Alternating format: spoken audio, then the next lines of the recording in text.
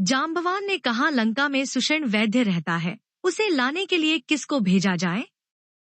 हनुमान जी छोटा रूप धरकर गए और सुषेण को उसके घर समेत तुरंत ही उठा लाए। सुषेण ने आकर श्री राम जी के चरणारविंदों में सिर नवाया। उसने पर्वत और औषध का नाम बताया और कहा कि हे पवन पुत्र, औषधि लेने जाओ। श्री राम जी के चरण कमलों को हृदय में रखकर पवन पुत्र हनुमान जी अपना बल बखान कर, अर्थात मैं अभी लिए आता हूँ, ऐसा कहकर चले। उधर एक गुप्तचर ने रावण को इस रहस्य की खबर दी। तब रावण कालनेमी के घर आया। रावण ने उसको सारा मर्म हाल बतलाया। कालनेमी ने सुना और बार बार सिर पीटा, खेद प्रकट किया।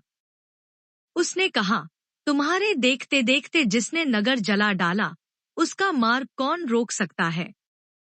श्री रघुनाथ जी का भजन करके तुम अपना कल्याण करो। हे नाथ, झूठी बकवाद छोड़ दो। नेत्रों को आनंद देने वाले नीलकमल के समान सुंदर श्याम शरीर को अपने हृदय में रखो। मैं तू भेदभाव और ममता रूपी मूढ़ता को त्याग दो।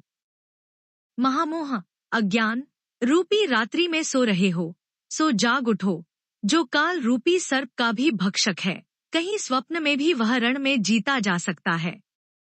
उसकी ये बातें सुनकर रावण बहुत ही क्रोधित हुआ। तब कालनेमी ने मन में विचार किया कि इसके हाथ से मरने की अपेक्षा श्री राम जी के दूत के हाथ से ही मरूं तो अच्छा है। यह दुष्ट तो पाप समूह में रत है।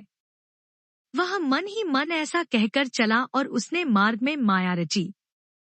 तालाब, मंदिर और सुंदर बाग बनाया। हनुमान जी ने सुंदर आश्रम देखकर सोचा कि मुनि से पूछकर जल पी लूं, जिससे थकावट दूर हो जाए। राक्षस वहां कपट से मुनि का वेश बनाए विराजमान था।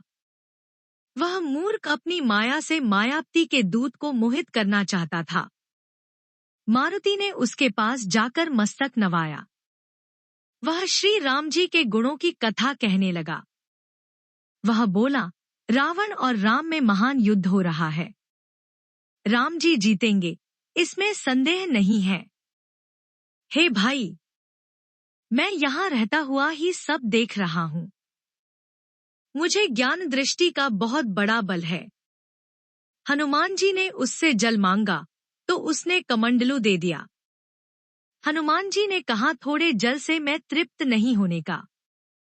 तब वह बोला, तालाब में स्नान करके तुरंत लौट आओ तो मैं तुम्हें दीक्षा दूं, जिससे तुम ज्ञान प्राप्त करो। तालाब में प्रवेश करते ही एक मगरी ने अकुलाकर उसी समय हनुमान जी का पैर पकड़ लिया। हनुमान जी ने उसे मार डाला। तब वह दिव्य देह धारण करके विमान पर चढ़कर आकाश को चली। उसने कहा, हे वानर, मैं तुम्हारे दर्शन से पाप रहित हो गई। हे तात, श्रेष्ठ मुनि का शाप मिट गया। हे कपि, यह मुनि नहीं है, घोर निशाचर है। मेरा वचन सत्य मानो। ऐसा कहकर ज्यों ही वह अप्सरा गई, त्यों ही हनुमान जी निशाचर के पास गए। हनुमान जी ने कहा, हे मुनि, पहले गुरु दक्षिणा ले लीजिए, पीछे आप मुझे मंत्र दीजिएगा। हनुमान जी ने उसके सिर को पूंछ में लपेटकर उसे पछाड़ दिया। मरते समय उसने अपना राक्षसी शरीर प्रकट किया।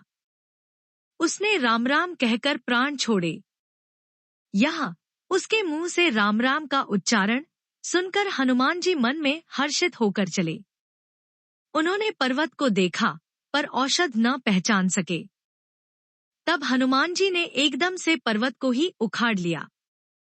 पर्वत लेकर हनुमान जी रात ही में आकाश मार्ग से दौड़ चले और अयोध्यापुरी के ऊपर पहुंच गए।